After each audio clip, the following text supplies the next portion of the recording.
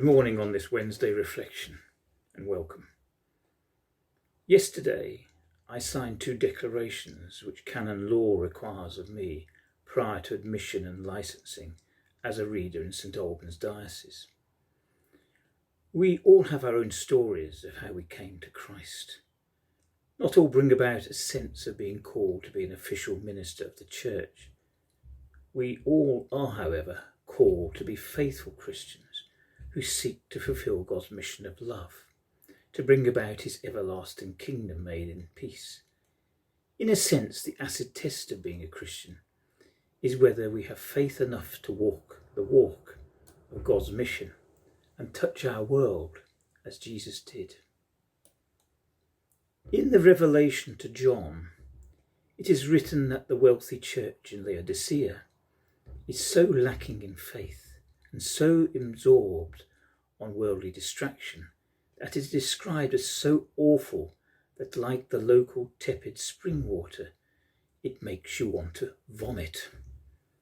These are strong words that are revealed to John and defined how hopeless a church not rooted in fulfilling God's mission of loving grace in Jesus can end up being.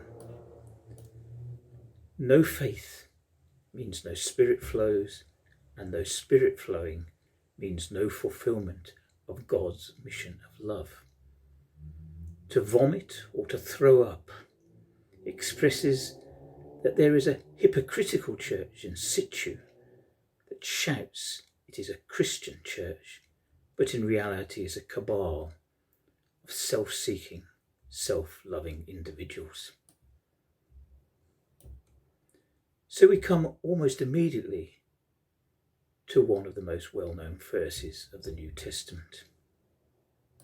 Listen, I am standing at the door knocking. If you hear my voice, open the door. I will come in to you and eat with you and you with me. What can we say about the persistence of unfaithfulness that is represented by the Laodiceans?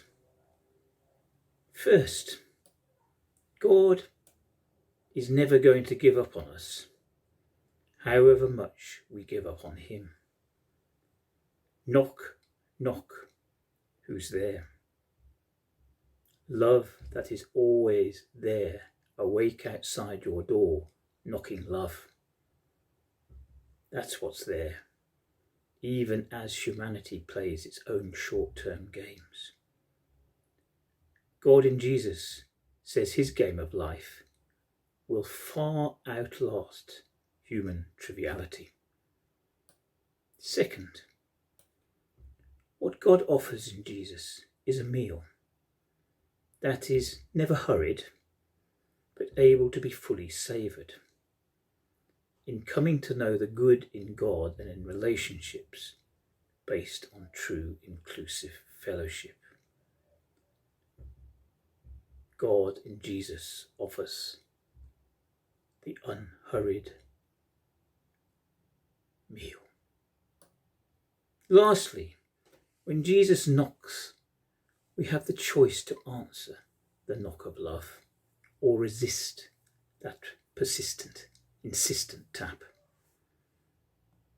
The saying goes that an Englishman's house is his castle, and he can do whatever he pleases within.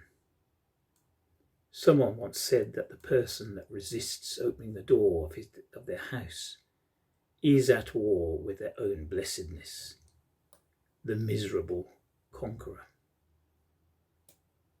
Powerful in our narrow world, we are ignorant of the possibility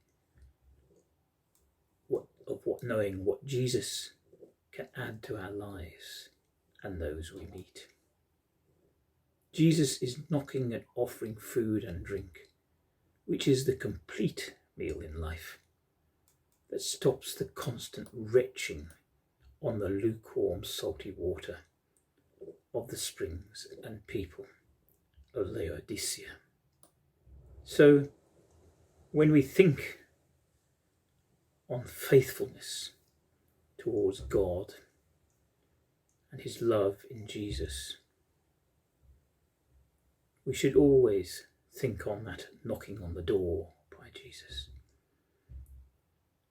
and never closing and locking that door to what the possibilities of God's love can do for us or for those who we meet in our day-to-day lives. If we are true to knowing God's love by letting Jesus in and feasting on him, then there is so much in mission that we can achieve for God in our lives this day and always. Now, the hymn today might seem a bit strange for a Wednesday in August, but the words speak of the glory of the Lord which is missed by keeping Jesus locked and outside our house and not responding to that knocking. And the hymn is Joy to the World.